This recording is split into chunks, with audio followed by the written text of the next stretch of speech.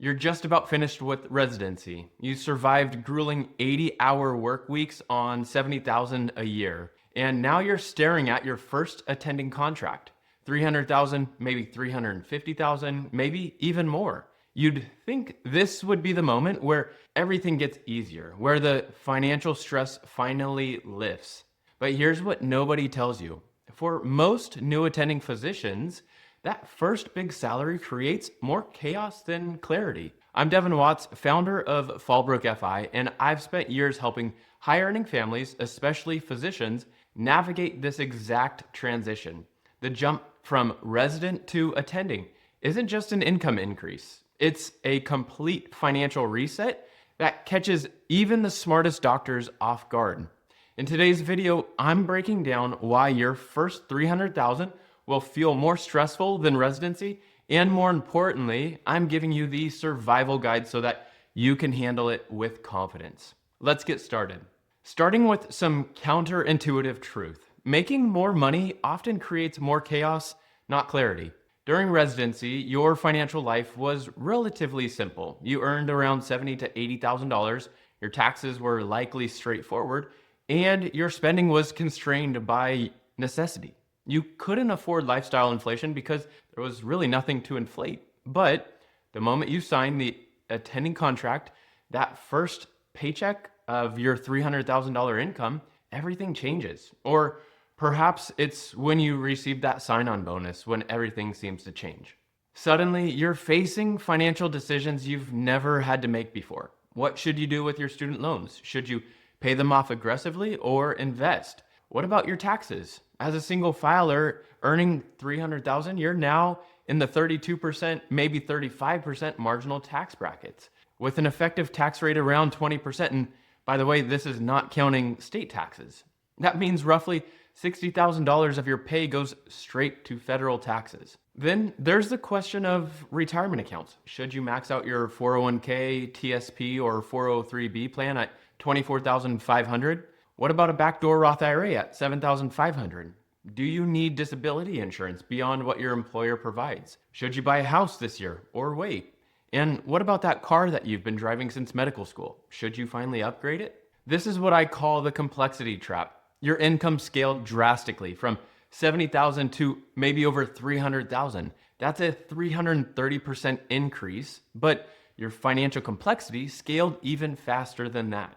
You went from having one or two simple decisions to make each month to having dozens of high-stakes choices that could cost you tens of thousands of dollars if you get it wrong. And here's the kicker. Most physicians aren't trained to handle this complexity. You spent 11 years learning medicine, not money management. Now, looking at the second reason your new attending salary feels so stressful, it's lifestyle inflation. And it hits physicians harder than almost any other profession because let's just break it down. I mean, during residency, you lived a modest lifestyle. Maybe lived in an apartment, drove a used car, rarely splurged. You told yourself, when I am an attending, everything will be different. I'll finally be able to upgrade my life. And you deserve that upgrade, honestly. You've earned it. But the problem isn't wanting better things. The problem is that most physicians upgrade everything at once without a plan. This is a hypothetical scenario I see. Someone goes from spending $4,000 a month during residency to $8,000 a month as an attending. That seems reasonable. They double their spending, but their income has more than quadrupled. But here's what that looks like in practice. They move from a $1,500 shared apartment or shared house to a $3,500 rental or house with a $4,000 monthly mortgage payment. They trade in their 10-year-old Honda for a $700 a month car loan. They start eating out more, traveling more, buying nicer clothes. Before they know it, their essentials have ballooned from $4,000 to $10,000 or even $12,000 per month. Now, even on a $300,000 salary, they're bringing home roughly $16,000 per month, and that's after federal and state taxes. If their baseline expenses are $10,000 to $12,000, that leaves only $4,000 to $6,000 for student loan payments, retirement savings, emergency funds building back up. And then suddenly everything else in that massive salary doesn't feel as big anymore. It feels tight and creates kind of this feeling of more stress. Here's where things get really complicated. Your student loans. According to the Association of American Medical Colleges, 71% of medical school graduates in 2024 left with debt, and 56% of those graduated with at least $200,000 in education debt. The median debt was $205,000. If you're carrying that kind of debt, you're facing a monthly payment that could be easily $2,000 to $3,000 or more, depending on your repayment plan. But here's the decision that causes the most stress. Should you aggressively pay down your loans or invest for retirement? This isn't a simple question. If your loans have an interest rate greater than 7%, some financial advisors will tell you to pay them off as fast as possible. It's a guaranteed return, but if the stock market historically returns around 10% annually, other advisors will just tell you to invest and make the minimum payments on your loans. Then you also have this consideration of income-driven repayment plans and public service loan forgiveness, PSLF. If you're working for a qualifying nonprofit hospital or provider, you might be eligible for a loan forgiveness after 10 years of payments. But PSLF is complex, requires specific paperwork, and has strict qualification rules. Many physicians I work with feel paralyzed by this decision. They don't want to make the wrong choice and lose out on tens of thousands of dollars potentially. This is where having a clear plan matters. In my work with physician families, I help them map out multiple scenarios: aggressive payoff versus strategic investing versus pursuing forgiveness, so they can see the actual numbers instead of guessing. The stress comes from uncertainty. When you have clarity on what your money is doing and why, the stress starts to lift. Let's talk about taxes, because this is where the most new attendings get blindsided. During your residency, your tax situation was probably fairly simple. You probably were in the 22, maybe 24% federal tax bracket, but now on a $300,000 salary as a single filer, you're in the 32, maybe 35% marginal tax bracket. And if you add in state taxes, let's say you're in California at 9.3% for your income level, you're suddenly losing 30 to 35% of your paycheck before you even see it. Here's what that looks like in real numbers. On $300,000 gross income, you're paying roughly $60,000 in federal taxes, plus another $20,000 to $25,000 in state taxes, plus FICA taxes of about $15,000. That's close now to $100,000 just gone. Your take-home pay is probably around $200,000 now at this point, or about $16,600 per month. Don't get me wrong, that's great money, but it's probably not that $25,000 per month you imagined when you saw $300,000 salary on your contract. This is the tax shock, and it gets worse if you don't plan strategically.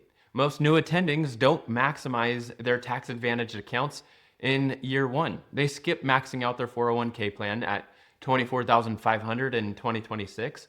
They forget about backdoor Roth IRAs at $7,500 in 2026, and they don't set up a HSA plan if they are eligible. That's $4,400 for single individuals. That's significant tax savings just left on the table. Here is the survival tip. Work with a financial advisor or CPA who specializes in physician finances. Pre-tax contributions to retirement accounts lower your taxable income. If you max out your 401k, your taxable income drops from $300,000 to $275,500, saving you roughly $8,000 in federal taxes alone. That's real money you're giving away if you don't plan ahead. One of the most overlooked sources of stress for new attendings is insurance, or more specifically, not having the right coverage. During residency, you probably had basic disability insurance through your program, maybe some term life insurance if you had a family, and you had malpractice covered by your hospital. Now, though, as an attending, you need to reassess everything. Let's start with disability insurance. As a physician, your income is by far your most valuable asset. If you can't work due to illness or injury, what happens? Most employer-provided disability insurance only covers maybe 60% of your income up to a certain cap, maybe $10,000 or $12,000 per month. On a $300,000 salary, that's not enough. You need own occupation disability insurance that covers you if you can't perform your specific specialty. And this can cost anywhere from $3,000 to $8,000 per year, depending on your specialty and age, but it's really essential protection. Then there's life insurance. If you have a spouse or kids or anyone depending on your income, you need term life insurance. Not whole life, not universal life, just simple 20, maybe 30-year term coverage. For a healthy 30-year-old, that might mean $1,000 to $2,000 per year, but it's really not glamorous. It's just really critical that you have this coverage in place to protect your dependents. And don't forget about liability protection. As an attending, your target for lawsuits is very big. Make sure your malpractice insurance is adequate and consider umbrella liability insurance of $1 to $2 million to protect your assets. While umbrella insurance is totally unrelated to your practice of medicine, it's liability protection that is crucial. This typically costs $300 to $500 per year. The stress comes from not knowing if you're covered. I've worked with physicians who went years without proper disability insurance, constantly wondering about what if. Once we put the right coverage in place though for them, that background anxiety disappeared. Here's the truth that most new attendings don't want to hear. You're likely behind on retirement savings.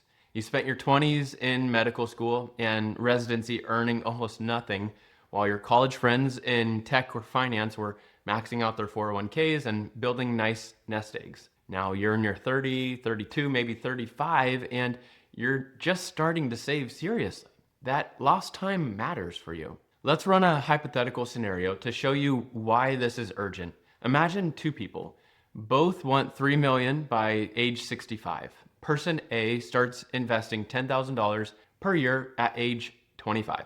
Person B starts investing at age 32. Assuming an 8% annual return, person A needs to save about $12,000 per year in order to hit $3 million. Person B, on the other hand, needs to save $22,000 per year, nearly doubling the amount that they need to save because they lost 7 years to compounding interest. This is why I tell every new attending, max out your retirement accounts from day one. That means $24,500 into your 401k for 2026. $7,500 into your backdoor Roth IRA since you're going to be over the income limit for direct Roth contributions.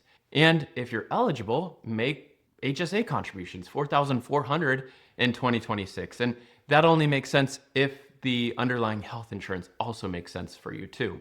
Looking at all of that together, that's $36,400 in tax advantage savings your first year alone. It sounds like a lot, but on a $300,000 salary, it's doable. And I would say it's essential. The stress comes from feeling like you're playing catch up, and you kind of are. But the good news is you have high income that gives you the ability to catch up faster than most people. You just have to be very intentional about it.